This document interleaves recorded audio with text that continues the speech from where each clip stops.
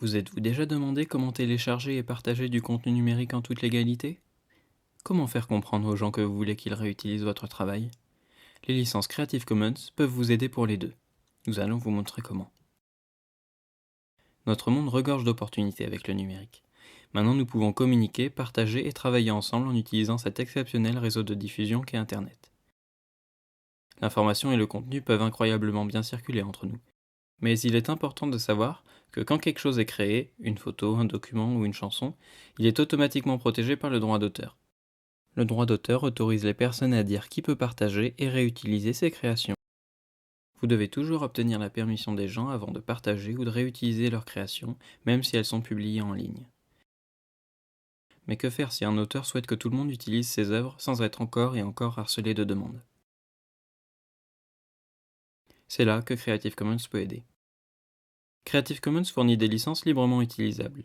Vous pouvez placer une licence à votre travail, elle affectera votre droit d'auteur et rationalisera votre façon de donner des permissions. Zach a ici téléchargé une photo appelée Sissi Kiwi qu'il voudrait utiliser dans son projet de science. Il peut le faire sans le demander avant à Kiri, la photographe, car elle a déjà donné la permission grâce à une licence Creative Commons. La licence de Kiri est juridiquement solide mais très simple à comprendre pour Zach. Elle dit au monde, Zach inclus, qu'on peut utiliser Sissi Kiwi du moment qu'on la cite comme la photographe originelle. Il y a d'autres règles que Kiri aurait pu inclure. Les licences Creative Commons sont composées de termes. Vous pouvez les voir comme des règles, chacune ayant son propre symbole. Ceci est la paternité. Il veut dire que Zach doit citer Kiri quand il publie son projet de science contenant sa photo.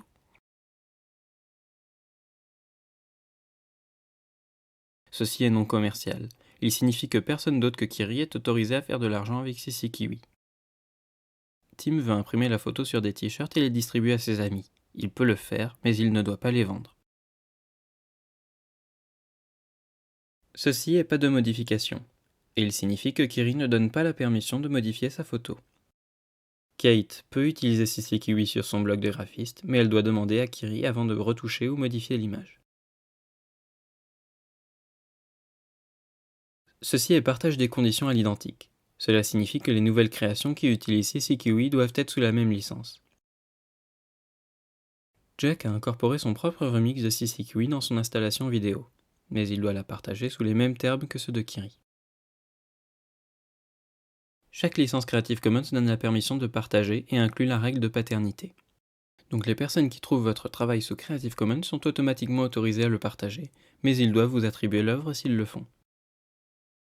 Les trois autres termes des licences sont facultatifs, et vous pouvez choisir de les inclure si besoin. Voici les 6 combinaisons qui font les licences Creative Commons. Leur différence porte sur le nombre de règles appliquées quand on utilise votre œuvre. La licence paternité est la plus libre, et la licence paternité non commerciale pas de modification est celle qui apporte le moins de liberté.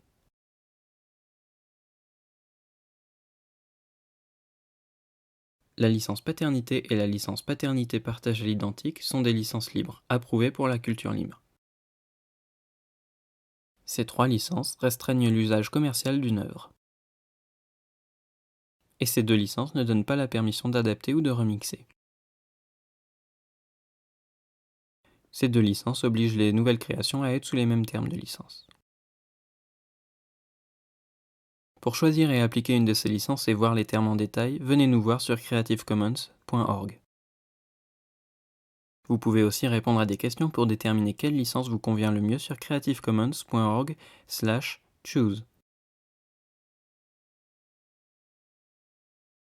Il y a de nombreuses manières de trouver du contenu d'autres personnes sous licence Creative Commons sur Internet. Vous pouvez utiliser des moteurs de recherche en allant sur le site Creative Commons. Pourquoi ne pas utiliser le site de Jamendo pour la musique, Flickr pour les images ou DigitalNZ pour du contenu néo-zélandais?